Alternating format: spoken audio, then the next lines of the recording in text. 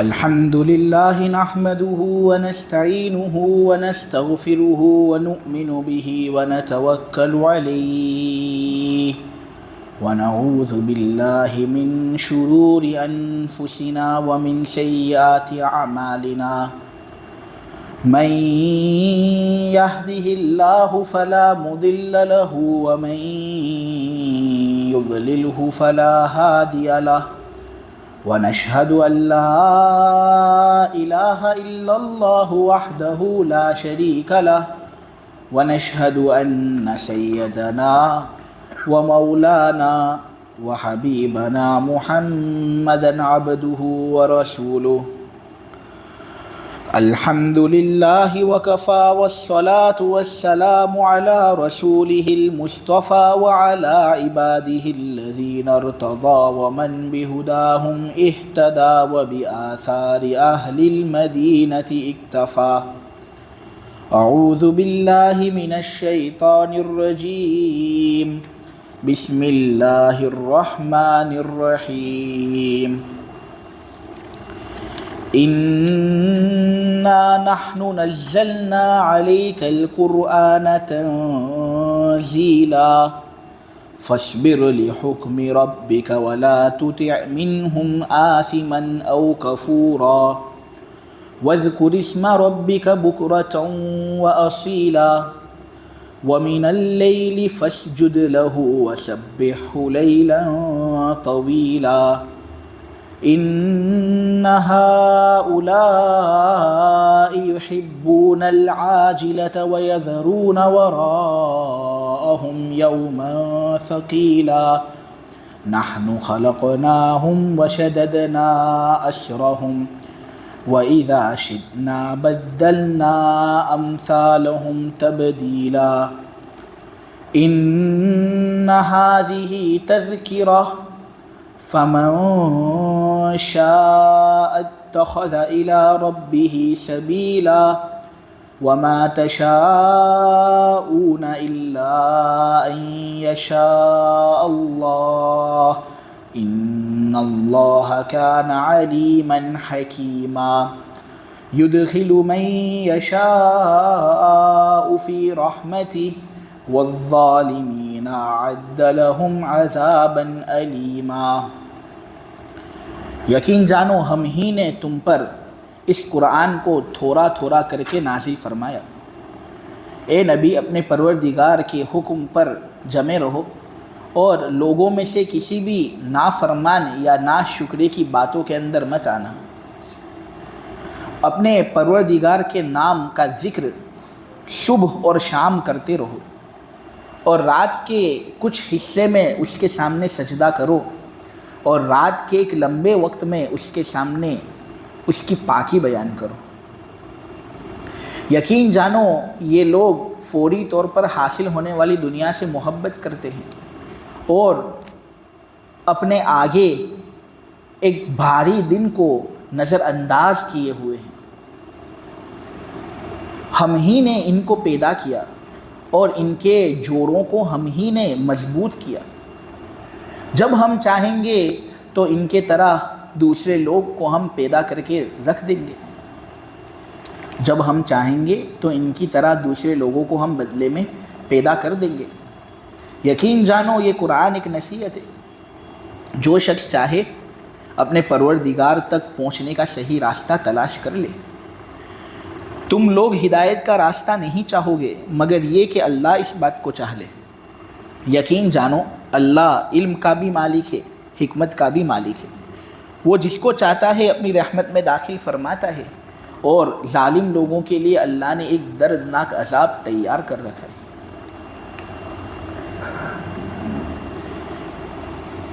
سورہ دہر کا جو آخری رکوع ہے اس کی پہلی آیت کے اندر اللہ تبارک و تعالیٰ یہ کہہ رہے ہیں کہ ہم نے اے محمد تم پر اس قرآن کو تھوڑا تھوڑا کر کے نازل فرمایا۔ میں آپ لوگوں کے سامنے یہ بات بتا چکا ہوں کہ 23 سالہ عرصے کے اندر تھوڑا تھوڑا کر کے یہ قرآن نازل ہوا ہے۔ اب سوال پیدا ہوتا ہے کہ سورہ قدر کے اندر تو یہ مضمون ہے کہ اللہ نے قرآن کو لیلۃ القدر کے اندر اتارا، اور یہاں پر یہ بات کہی جا رہی ہے کہ قرآن تھوڑا تھوڑا کر کے 23 سال کے عرصے کے اندر نازل ہوا، تو کیا قرآن تھوڑا تھوڑا کر کے اترا ہے یا یہ کہ وہ لیلۃ القدر کے اندر نازل ہوا ہے؟ تو دونوں باتیں صحیح ہیں، قرآن لیلۃ القدر کے اندر نازل بھی ہوا ہے اور وہ تھوڑا تھوڑا کر کے بھی نازل ہوا ہے۔ اب یہ کس طرح؟ تو عبداللہ ابن عباس رضی اللہ تعالی عنہما یہ بات بیان کرتے ہیں کہ لوح محفوظ سے یہ قرآن آسمان دنیا پر لیلۃ القدر کے اندر اترا، پورا کا پورا لوح محفوظ سے آسمان دنیا تک یہ قرآن پورا پورا لیلۃ القدر کے اندر اترا۔ پھر جبرائیل جاتے تھے اور آسمان دنیا سے تھوڑا تھوڑا قرآن لا کر نبی کریم صلی اللہ علیہ وسلم کے سامنے پیش کرتے تھے، اور 23 سال تک اس طرح حضرت جبرائیل قرآن کو نازل کرتے رہے۔ تو یہ قرآن تھوڑا تھوڑا کر کے نازل بھی ہوا اور لیلۃ القدر کے اندر یہ پورا کا پورا اترا بھی۔ بعض لوگوں نے یہ بات کہی ہے کہ جو یہ کہا جاتا ہے نا کہ قرآن لیلۃ القدر کے اندر نازل ہوا، تو اس کا مطلب یہ ہے کہ اس کا نازل ہونا شروع ہوا لیلۃ القدر میں، قرآن کا نازل ہونا شروع ہوا لیلۃ القدر میں، پھر اس کے بعد 23 سال تک یہ قرآن نازل ہوتا رہا۔ ہم دونوں باتوں کو جمع کر دیتے ہیں اور ایک فیصلہ آپ لوگوں کو سنا دیتے ہیں۔ یہ پورا قرآن لوح محفوظ سے آسمان دنیا تک لیلۃ القدر کے اندر اترا، پھر حضرت جبرائیل تھوڑا تھوڑا کر کے اس کو نازل کرتے رہے 23 سال تک، اور نازل کرنے کی ابتدا بھی لیلۃ القدر کے اندر ہوئی۔ معلوم ہوا لیلۃ القدر بہت فضیلت والی رات ہے۔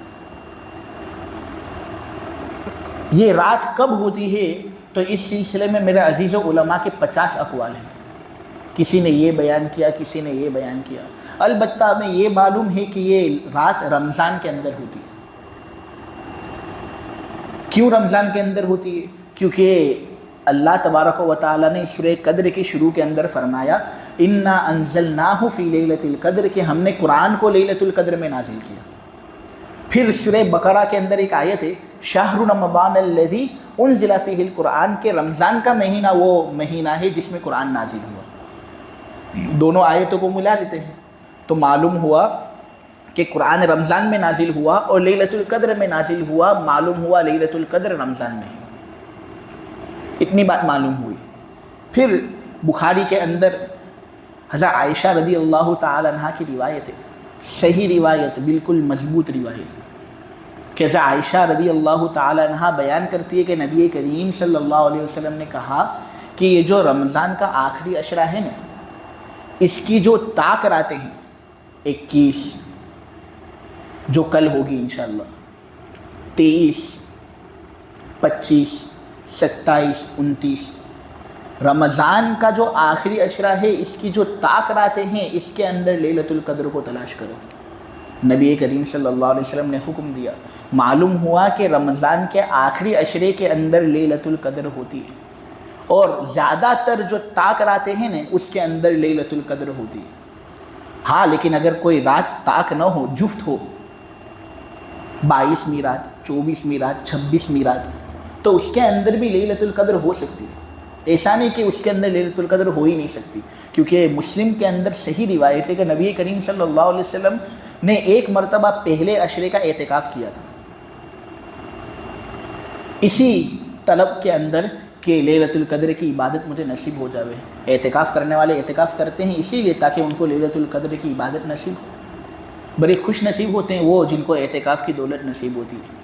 بہت سے لوگ تو چاہتے ہیں اعتکاف کرنا لیکن پھر بھی مجبوریوں کی وجہ سے کر نہیں سکتے، لیکن ہمیں اعتکاف کرنا چاہیے۔ نبی کریم صلی اللہ علیہ وسلم نے ایک مرتبہ رمضان کے پہلے عشرے کا اعتکاف کیا تھا، اس طلب میں کہ مجھے لیلۃ القدر کی عبادت نصیب ہو جائے۔ جب وہ عشرہ ختم ہوا نے تو حضور پر وحی آئی اور اللہ نے یہ بات حضور کو بتائی کہ ان 10 دنوں کے اندر لیلۃ القدر تھی نہیں، تو حضور نے پھر لیلۃ القدر کو تلاش کرنے کے لیے دوسرے عشرے کا اعتکاف کیا۔ دوسرا عشرہ پورا ہوا تو نبی کریم صلی اللہ علیہ وسلم کو یہ بات بتائی گئی کہ اس عشرے کے اندر بھی لیلۃ القدر تھی نہیں۔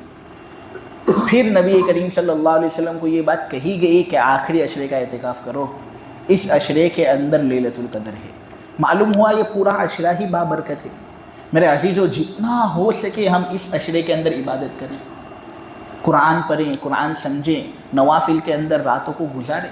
یہ 10 راتیں بار بار نہیں آتی، کیا معلوم کہ اگلے رمضان تک ہمیں زندگی نصیب ہوتی بھی ہے یا نہیں ہوتی۔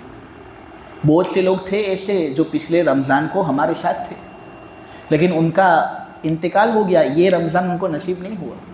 تو کوئی امید نہیں کہ ہمیں ہماری زندگی کے اندر بار بار رمضان کا مہینہ نصیب ہوگا، اس کی کوئی امید نہیں۔ موت کب آتی ہے اس کا متعین وقت کوئی بتا ہی نہیں سکتا۔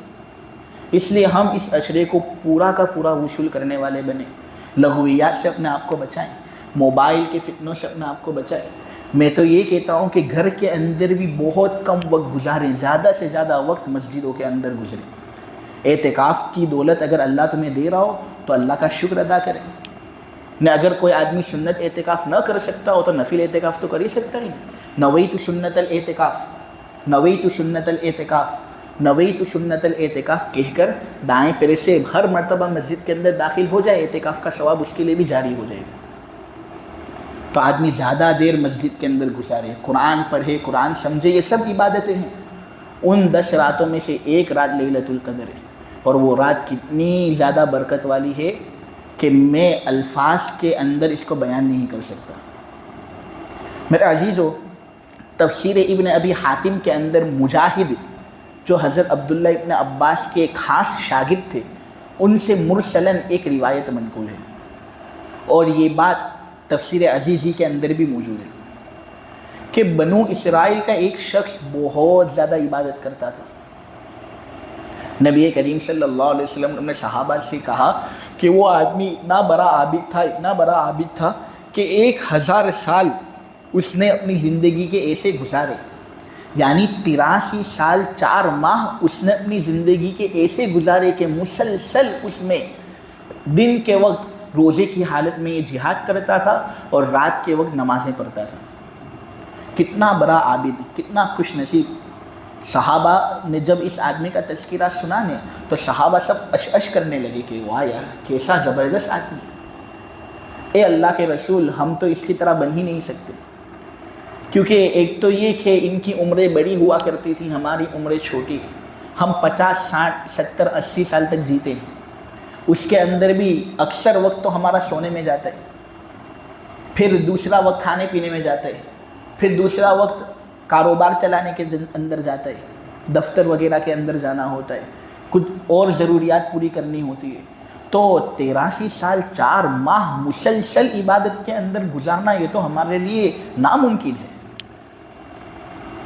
نبی کریم صلی اللہ علیہ وسلم نے جب یہ بات سنی نا تو حضور بہت غمگین ہو گئے، دل پیچیدہ ہو گیا، دل سکڑ گیا کہ اے اللہ ایسا کیوں ایسا ہوا؟ یہ لوگ تو عبادتیں کر کر کے اعلیٰ درجہ حاصل کر لیں گے، لیکن میری امت اتنا اعلیٰ درجہ حاصل نہیں کر پائے گی، ان کی عمریں ہی چھوٹی ہے۔ اللہ تبارک و تعالیٰ نے کہا فکر کرنے کی کوئی ضرورت نہیں، میں ایک رات تم پر نازل کرنے والا ہوں، شب قدر۔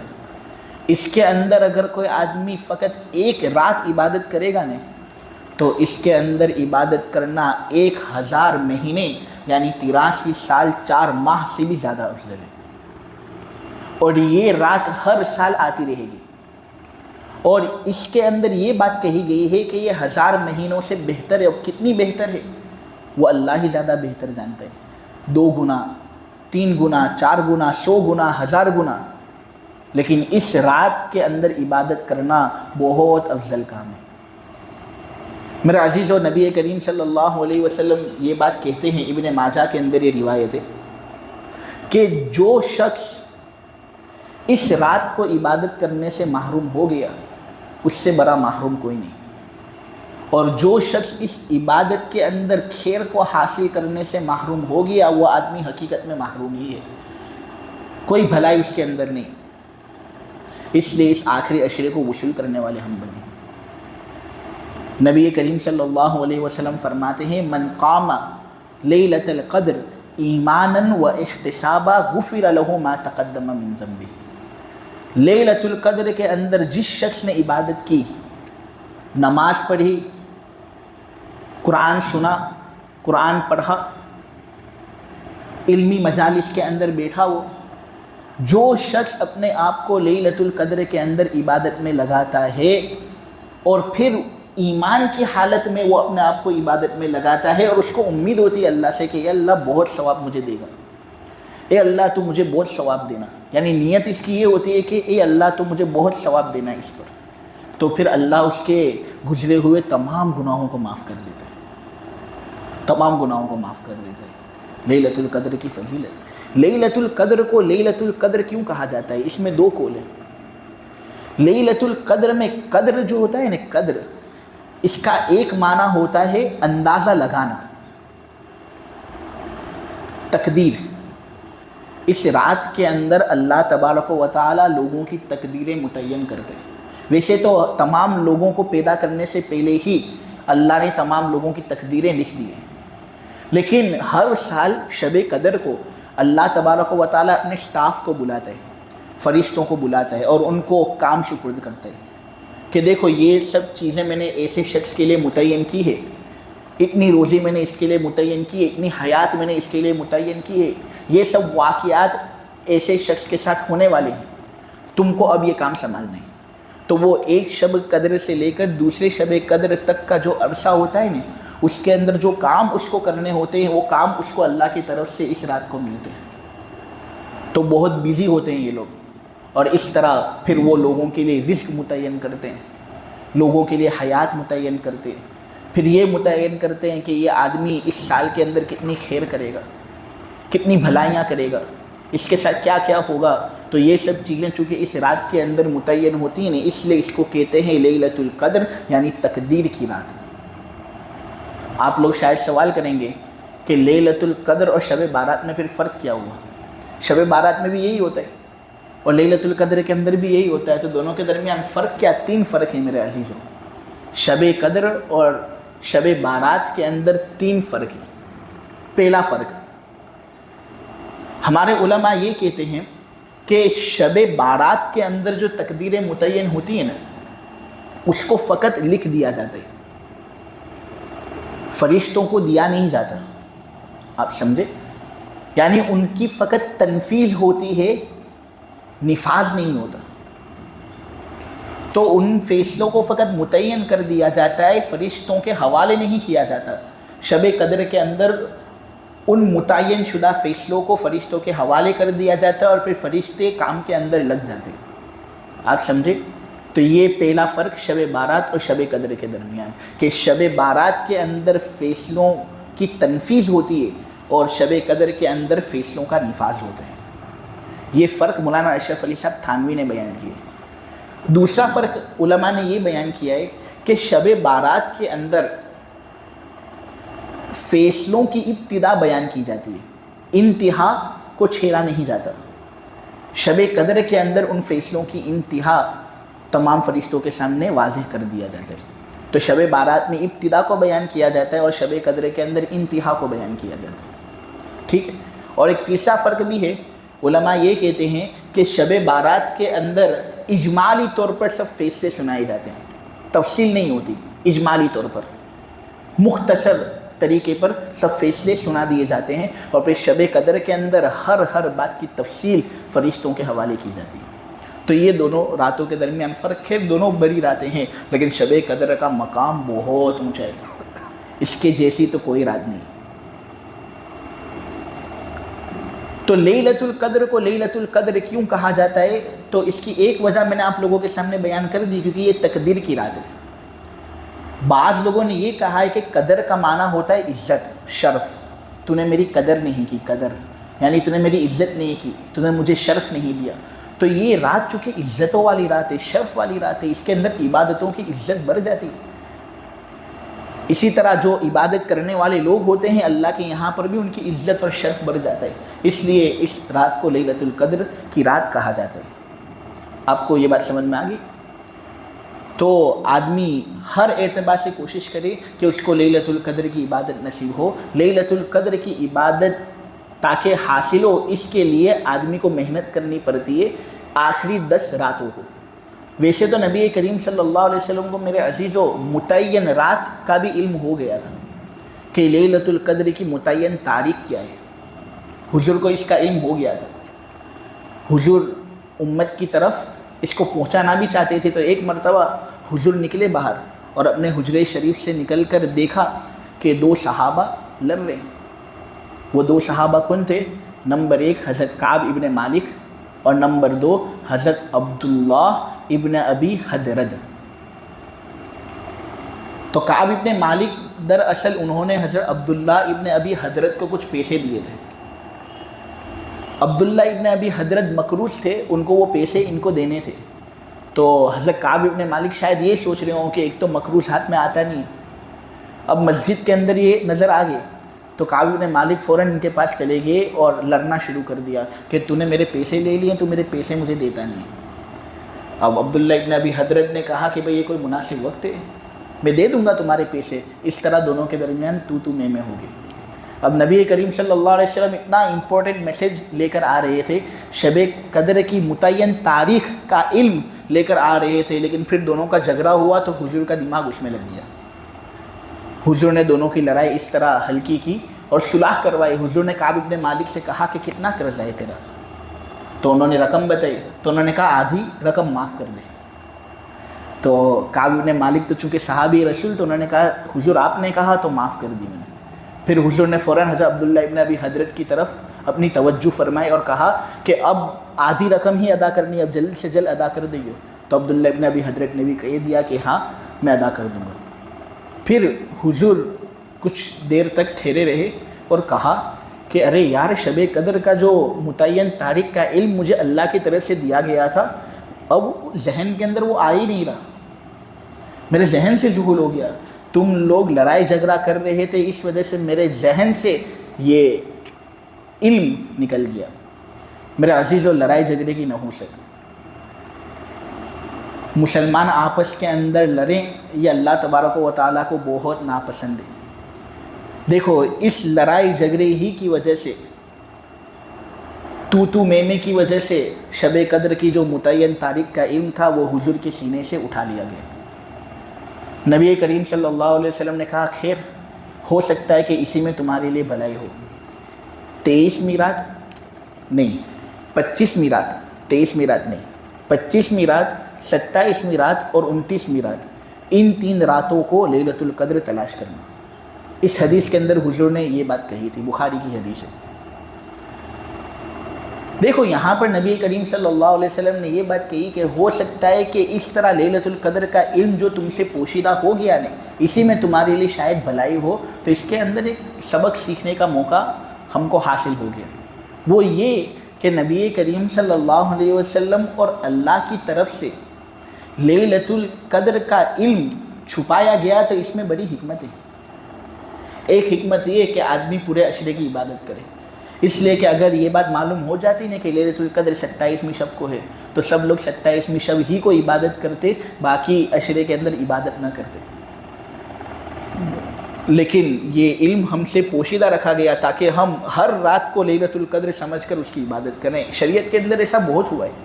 آپ کو معلوم ہے کہ جمعہ کے اندر ایک گھڑی ایسی ہوتی ہے کہ اس میں دعا قبول ہوتی ہے، وہ گھڑی کیا ہے ہمیں معلوم نہیں، اللہ نے کیوں اس کو چھپا کر رکھا؟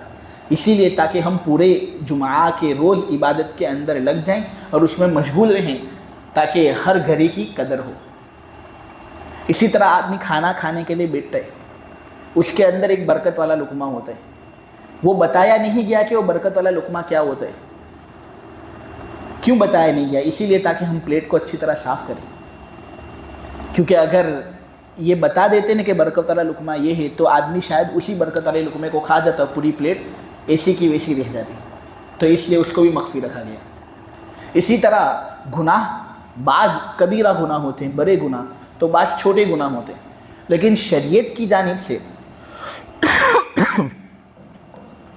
نبی کریم صلی اللہ علیہ وسلم کی جانب سے کوئی قطعی فیصلہ ایسا آیا نہیں ہے کہ دیکھو یہ کبیرہ گناہ، یہ صغیرہ گناہ۔ کیوں؟ تاکہ ہم ہر گناہ کو کبیرہ سمجھ کر اس سے بچیں۔ اسی طرح اللہ کا اسم اعظم، یہ اتنا زبردست نام ہے اللہ کا کہ اس نام کے ذریعے سے جو اللہ کا ذکر کرتا ہے نا اور پھر دعا مانگتا ہے، اللہ اس کی ہر دعا قبول کرتا ہے۔ اس کو امت سے مخفی رکھا گیا، تاکہ اللہ کے ہر نام کو آدمی اسم اعظم خیال کر کے اس کا ذکر ہر مرتبہ اچھائی سے کرے، عظمت سے کرے۔ تو یہ شریعت کی حکمتیں ہوتی ہیں۔ لیلۃ القدر کے اندر بھی یہی حکمت تھی، اسی لیے اس کو پوشیدہ رکھا گیا تاکہ ہر رات کو لیلۃ القدر کی رات سمجھ آ جائے اور پھر ہر رات کو وصول کیا جائے اور زیادہ سے زیادہ ثواب اپنے کھاتے کے اندر جمع کیا جائے۔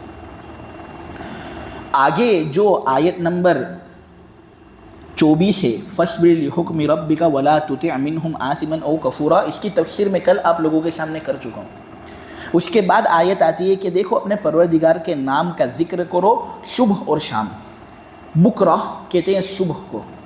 ویسے کسی چیز کے اول کو اگر بتانا ہونے، شروع والے حصے کو بتانا ہو تو اس کے لیے با، کاف، را کا مادہ آتا ہے عربی کے اندر۔ مثلا باکرہ عورت، یہ اس عورت کو کہتے ہیں جو پہلی مرتبہ شادی کر رہی ہو۔ آپ سمجھے؟ ورجن عورت جس کو کہتے ہیں نا، عربی کے اندر اس کو کہتے ہیں باکرہ عورت۔ تو باکرہ اس کو کیوں کہتے ہیں؟ با، کاف، را کا مادہ لگا یہ بات بتانے کے لیے کہ یہ پہلی مرتبہ کسی شوہر کے ساتھ رات گزارے گی۔ اسی طرح یہاں بکرہ صبح کا معنی بتانے کے لیے با، کاف اور را کا مادہ استعمال ہوا، یہ بات بتانے کے لیے کہ دن کا جو شروع والا حصہ ہوتا ہے اس کو صبح کہتے ہیں۔ تو یہاں پر کہا جا رہا ہے کہ دیکھو صبح اور شام اللہ کا ذکر کرنا ہے، رات کو بھی اللہ کے سامنے سجدہ کرنا ہے اور رات کے لمبے وقت کے اندر نفل نماز پڑھنی ہے اور اللہ کا ذکر کرنا ہے۔ مولانا خالد سیف اللہ صاحب رحمانی نے اپنی تفسیر کی کتاب کے اندر یہ بات لکھی ہے کہ دراصل یہ جو آیت تھی نا ابھی، اس کے اندر 5 نمازوں کا وقت بیان کیا گیا ہے اور ان کو ادا کرنے پر ابھارا گیا ہے۔ اسی طرح تہجد کا وقت بیان کیا گیا ہے اور تہجد کو ادا کرنے پر ابھارا گیا ہے۔ دیکھو کہا نہیں کہ اپنے پروردگار کے نام کا ذکر کرو صبح اور شام، تو صبح کے اندر فجر کی نماز آ گئی، شام کے اندر ظہر اثر آ گئی۔ یہ تو سورت والے جو ہوتے ہیں ان کے لیے صبح ظہر ہوتی ہے، ورنہ یہ عرب لوگ جو ہوتے ہیں نا پہلے زمانے کے، ان کے لیے تو یہ شام کی نماز ہوتی تھی۔ تو صبح کی نماز فجر اور شام کی نماز ظہر اثر، 3 نمازیں ہوئی۔ نماز کے اندر آدمی اللہ کا ذکر ہی کرتا ہے نا، تو یہاں پر ذکر کرنے کا تذکرہ ہے۔ اور پھر کہا کہ رات کے کچھ حصے میں اس کے سامنے سجدہ کرو، یعنی مغرب اور عشاء کی نماز بھی پڑھ لیا کرو۔ 5 نمازیں ہو گئی۔ پھر کہا کہ رات کے لمبے وقت میں تم اللہ تبارک و تعالیٰ کی پاکی بیان کرو، یعنی سو لو اور پھر جب سو کر اٹھ جاؤ تو رات کا ایک کافی حصہ تہجد کے اندر گزارو اور اللہ تبارک و تعالیٰ کی پاکی نماز کے ذریعے سے تم بیان کرو۔ پھر یہ بات بیان ہوئی ہے کہ دیکھو کچھ لوگ اتنے کم نصیب ہوتے ہیں کہ وہ دنیا سے محبت کرتے ہیں اور قیامت کا جو دن ہے، جو بڑا بوجھل دن ہوگا، اس کو یہ لوگ نظر انداز کیے ہوئے ہیں۔ یہ بالکل مناسب نہیں۔ پھر اللہ کہتا ہے کہ دیکھو ہم نے لوگوں کو پیدا کیا اور لوگوں کے جوڑ بندوں کو ہم نے مضبوط کیا۔ جوڑ بند یہ وہ حصہ ہوتا ہے جو 2 ہڈیوں کو ملاتا ہے۔ مثلا یہاں پر ران اور پنلی کو ملانے والا جوڑ بند یہ گھٹنا، اسی طرح یہ کلائی اور بازو کو ملانے والا جو سنگم ہے، ملانے والی ہڈی، اس کو کہتے ہیں جوڑ بند۔ میرے عزیزو، اس طرح انسان کے جسم میں تقریباً 360 جوڑ بند ہیں۔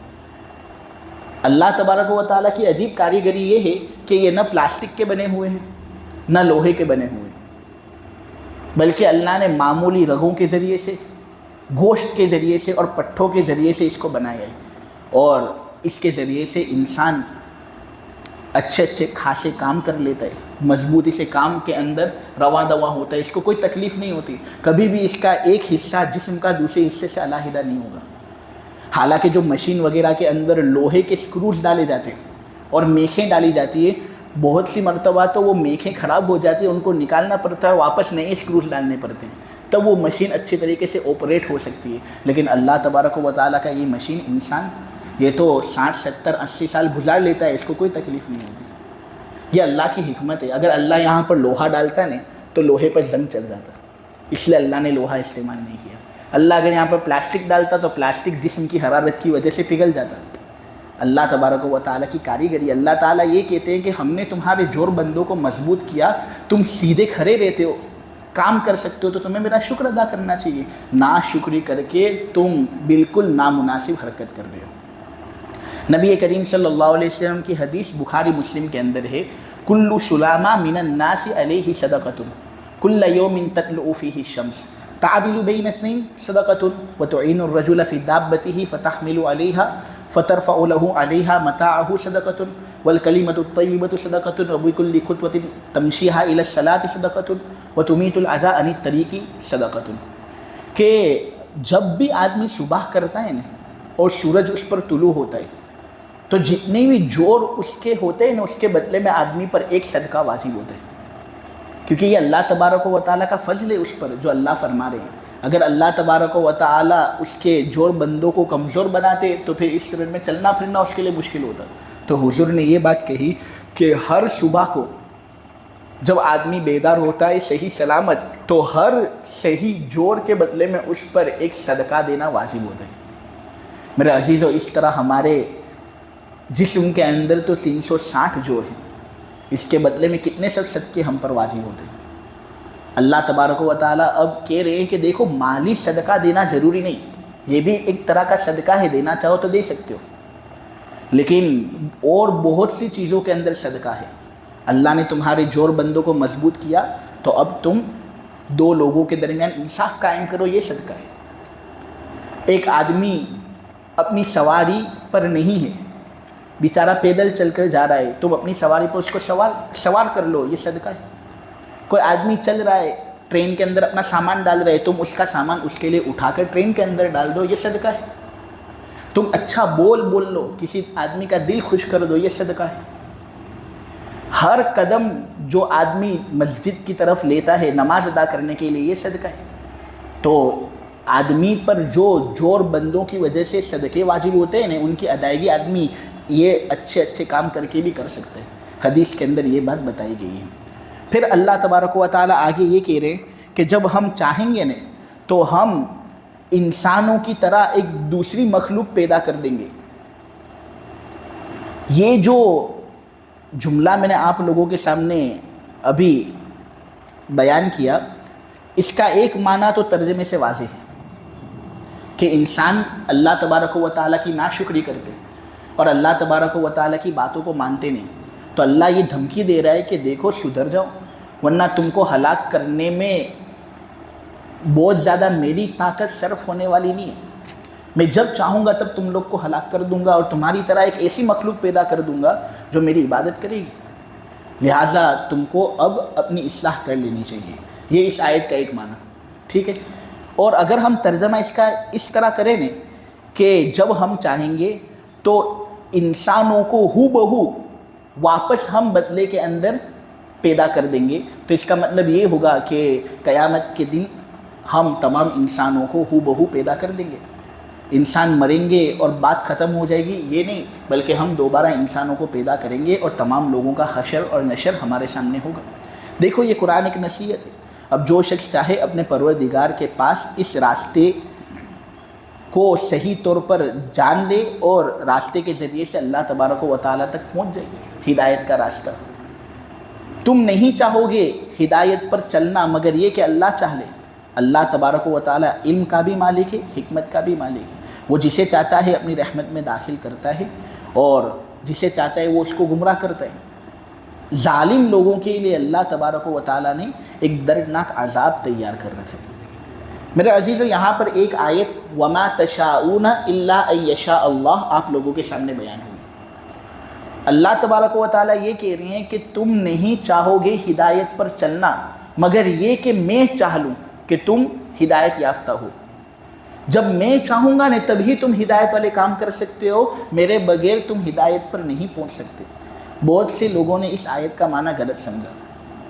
کچھ لوگوں نے اس آیت کے معنی کو اتنا زیادہ غلبہ دے دیا کہ وہ یہ کہہ پڑے کہ ہم تو کچھ کر ہی نہیں سکتے، جو کرتا ہے اللہ ہی کرتا ہے. یعنی وہ نماز نہیں پڑھتے تو وہ اللہ پر الزام ڈالتے ہیں کہ اللہ تبارک و تعالیٰ نے چونکہ ہدایت میرے حق میں لکھی نہیں تھی اس لیے میں نماز نہیں پڑھتا ہوں، اس میں میرا کوئی قصور نہیں، میں تو مجبور ہوں. تو یہ آیت کا اس طرح معنی سمجھنا غلط ہے. میرے عزیزو، اللہ تبارک و تعالیٰ جو چاہتا ہے وہی ہوتا ہے. لیکن اللہ جب کسی چیز کو چاہتا ہے نا تو بندہ وہ کام مجبور ہو کر نہیں کرتا، اس میں اس کا اختیار بھی داخل ہوتا ہے. اب وہ کیسا ہوتا ہے یہ اللہ تبارک و تعالیٰ کے علم میں یہ بات بالکل مضبوط طریقے سے ثابت ہے. ٹھیک ہے, جو بھی اللہ چاہتا ہے وہی ہوتا ہے, لیکن بندہ وہ کام کبھی بھی مجبور ہو کر نہیں کرے گا, اپنے اختیار ہی سے کرے گا. تو اگر اللہ نے یہ بات چاہی نہیں کہ ہم فجر کی نماز نہ پڑھیں, تو ایسا نہیں کہ ہم فجر کی نماز نہیں پڑھیں گے مجبور ہو کر, نہیں, بلکہ ہم فجر کی نماز نہیں پڑھیں گے اپنے اختیار سے, جس کی وجہ سے ہم پھر سزا کے مستحق ہو جاتے ہیں. میں آپ کو ایک مثال دوں. مولانا شبیر احمد عثمانی صاحب نے یہ بات لکھی ہے کہ کوئی آدمی جب اسٹیشن پر جاتا ہے تو یہ بات لکھی ہوئی ہوتی ہے نا کہ فلان ریل گاڑی جو ہے اس کو 10 بجے نکلنا ہے. اب ڈرائیور کو 10 بجے وہ ٹرین چلانی ہوتی ہے اور یہ لکھ بھی دیا جاتا ہے کہ 10 بجے ٹرین روانہ ہو جائے گی. اب ڈرائیور جو 10 بج کر ٹرین کو چلانا شروع کرے گا وہ مجبور ہو کر چلائے گا یا اپنے اختیار سے چلائے گا؟ اپنے اختیار سے چلائے گا, وہ مجبور ہو کر نہیں چلائے گا. تو ہوا وہی جو لوگوں نے لکھا, لیکن ڈرائیور نے اس ٹائم پر جو گاڑی کو روانہ کیا وہ اپنے اختیار سے اس نے روانہ کیا. تو اسی طرح ہوتا وہی ہے جو اللہ چاہتا ہے, لیکن آدمی اس کو اپنے اختیار سے کرتے ہیں. آدمی جو کام کرے گا اختیار سے کرے گا. چنانچہ نیکی کا کام کرے گا تو اس میں چونکہ اس کا اختیار ہے اس لیے اس کو ثواب ملے گا, اور جو برائی کا کام کرے گا اس میں بھی اس کا اختیار ہے اس لیے اس کو گناہ بھی ملے گا. خیر, ہم تو اللہ تبارک و تعالیٰ سے اسی بات کا سوال کرتے ہیں کہ وہ ہمارے حق میں ہدایت کے فیصلے لکھ دے. وہ جس کو ہدایت دینا چاہتا ہے اس کو ہدایت 100% ملی جاتی ہے, لیکن وہ اگر کسی کو گمراہ کرنا چاہے تو پھر وہ آدمی کبھی بھی ہدایت یافتہ ہو ہی نہیں سکتا. اس لیے ہم اللہ تبارک و تعالیٰ سے اس بات کا سوال کرتے ہیں کہ وہ ہمیں ہدایت دے اور گمراہی سے ہماری پوری پوری حفاظت فرمائیں. سورہ دہر کی تفسیر بحمد اللہ مکمل ہوئی, اب کل سورہ مرسلات کی تفسیر ہوگی. سبحانک اللہم بحمدک وتبارک اسمک وتعالی جدک ولا الہ غیرک.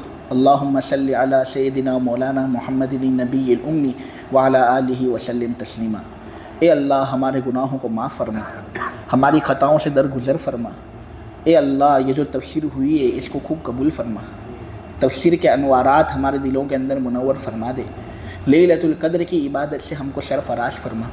اے اللہ اس کی عبادت کی توفیق و سعادت عطا فرما.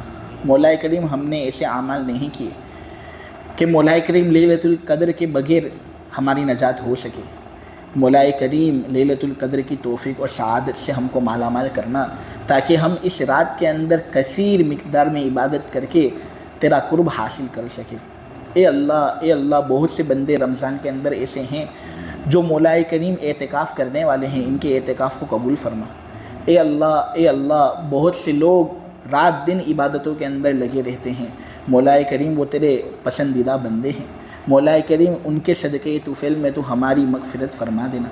اے اللہ ہم کو بھی ایسا بندہ بنانا کہ مولا کریم جس کی آہیں تیرے یہاں پر پسندیدہ ہو, جس کا گر گرانا اور رونا تیرے یہاں پر مقبول ہو. جو مولا کریم ہاتھ اٹھائے تو اس کو قبول کر لے. اے اللہ ایسے مقبول اور برگزیدہ بندے ہم کو بھی بنا. جہنم سے ہماری پوری پوری حفاظت فرما. جنت کے اندر اعلیٰ سے اعلیٰ مقام سے ہمیں نوازنا. نبی کریم صلی اللہ علیہ وسلم کی سنت پر جب تک ہم زندہ ہے قائم اور دائم رکھ, اور مولا کریم جب ہماری وفات ہو تو بھی حضور ہی کی سنت کے مطابق ہو. تو مولا کریم یہ تیری طرف سے ہم پر بڑا فضل ہوگا. مولا کریم جب تک زندہ رکھ, ایمان اور اسلام کی سلامتی کے ساتھ ہمیں زندہ رکھ, اور جب موت کا وقت آئے تو مولا کریم ایسی زبردست موت ہمیں دینا کہ ہمارا دل اور ہمارا جو ایمان ہو وہ بالکل منور ہو. اے اللہ زبان پر کلمہ طیبہ جاری ہو, تو ہم سے راضی ہو, ہم تجھ سے راضی ہوں. تیرے اور تیرے بندوں کے حقوق میں سے کوئی حق ہم پر واجب الادا باقی نہ رہ گیا ہو. اے اللہ اہل فلسطین اور اہل غزہ پر بہت ظلم ہو رہا ہے. اے اللہ اب ان کی تکلیفیں آسان کر دے. مولا کریم کافی عرصہ ہو گیا ہے. اے اللہ تو دعاؤں کو قبول کرتا ہے. مولا کریم ظالم کا ظلم تیرے سامنے نہیں چل سکتا. اے اللہ تو بہت بڑا ہے, تیرا عرش بھی بہت اونچا ہے. مولا کریم ظالم لوگ ظلم کریں اور تیری پکڑ سے بچ جائیں ایسا ہو نہیں سکتا. اے اللہ ظالم لوگوں کو مولا کریم اپنی پکڑ کے اندر لے لے, اور جو مسلمان ہیں مولا کریم ان کو غالب فرما, ان کو صبر جمیل عطا فرما, ان کی شہادتوں کو قبول فرما، اور اے اللہ ان کو بہترین نعم البدل عطا فرمانا، اور ظالم لوگوں سے ان کو چھٹکارا نصیب فرما۔